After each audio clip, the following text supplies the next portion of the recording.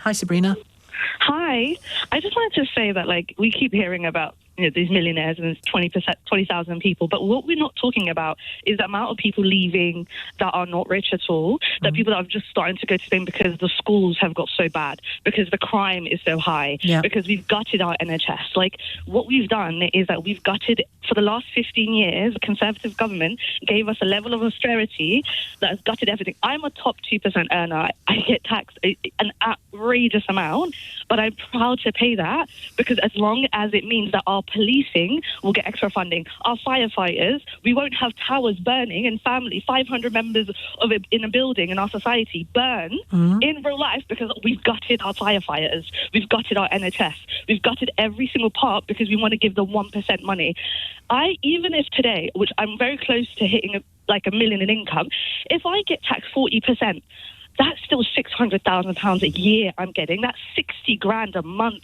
What more do I want? What level of greed do I have? Well, I would rather have kids not have free school meals. I would rather have people getting their phones snatched every single day in the streets of London, because people are that deprived in poverty that they've gone to crime. Why does crime happen?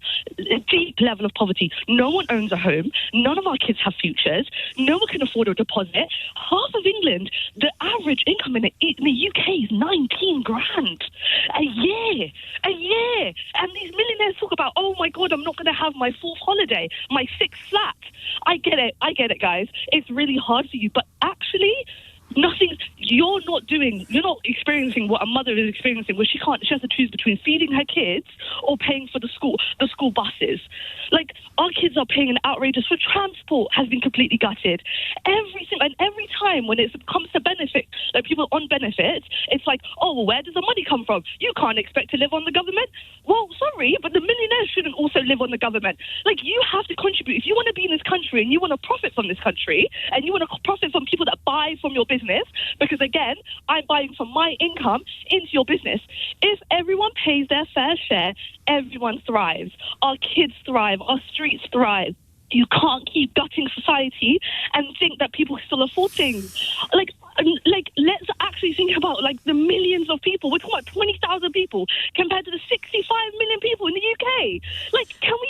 It's just illogical to me, even as someone that I earn a silly amount, but I've worked my arse off. I was raised on a benefit system. I did everything you're meant to do, everything, and I'm happily pay. But I am not going to watch my counterparts that are millionaires or in the 0.1%, because let's not get it twisted. To be a 1% earner, you only have to earn over 160,000. We're talking about 0.00% 1% earners, and these people, I don't care how dramatic they're lying.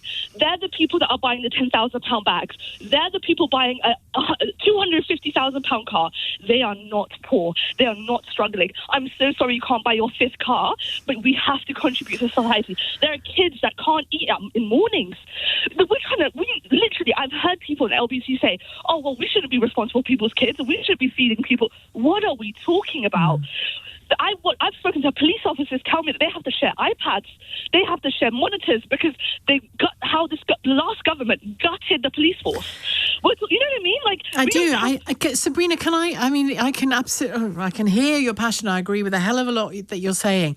Can I ask you, and also thank you for reminding us of the numbers of people who are leaving the country, who are leaving to try to have a better life, not people who are leaving because they're being overtaxed. Can I ask you what line of work you're in? I work in marketing. So I work in marketing and sales.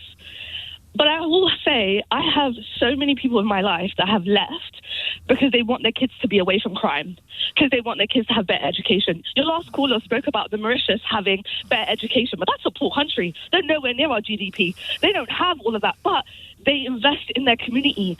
There are countries in Africa that now have better schools than us, have better healthcare than us. We are not in even the top 30 rated in that. Why has that happened? 15 years over of literally the last government, Conservatives, absolutely gutting everything and giving it all to the 0.0001%. I just want to say to the British people, do not fall for this. We deserve to thrive.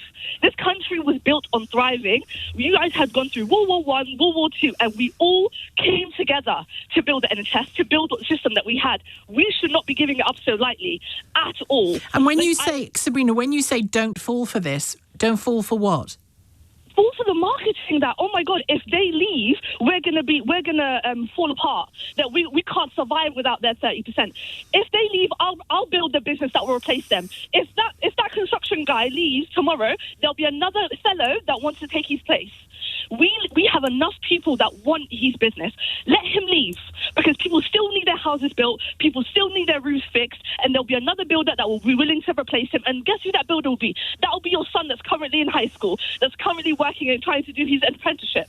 That's the kid that's going to have that opportunity. Because at this point, I have no empathy for an older boomer who's on his 5th flat, has been working in 40 years and now wants to leave. Of course you're tired, go retire. Let the kids build it.